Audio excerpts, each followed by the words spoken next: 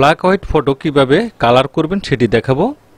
আমার ডিসপ্লে ছবিটা দেখতে পাচ্ছেন, ছবিটা কিন্তু ব্ল্যাক হোয়াইট ছবি। এটাকে খুব সহজে আপনি কালার করে নিতে পারেন। কালার করার জন্য ক্যারেট অ্যাডজাস্টমেন্ট লেয়ার, এখান থেকে সলিড কালার যাবে। একটি কালার আমি এখান থেকে চুজ করে দিলাম, দেন ওকে করে দিচ্ছি। কন্ট্রোল আই বাটন প্রেস করে দিব। এখানে ব্লেন্ডিং মোড চেঞ্জ করে দিয়ে এটাকে আমি কালার করে দেব। এখন ব্রাশ টুলে চলে যাব। এখন যদি আমি এখানে ঘষি তাহলে দেখুন খুব সহজেই কিন্তু ছবিটা কিন্তু এখান থেকে কালার হয়ে যাবে। বডিটা এখান থেকে ফিল করে দিবেন পুরাটাই। এখন দুটি লেয়ার এক করব। কন্ট্রোল ই বাটন প্রেস করে, কন্ট্রোল বি হাইলাইট সিলেক্ট করে এখান থেকে একটু কালারটা ইয়েলোটা কমে দিয়ে এখান থেকে একটু হালকা বাড়িয়ে দিব।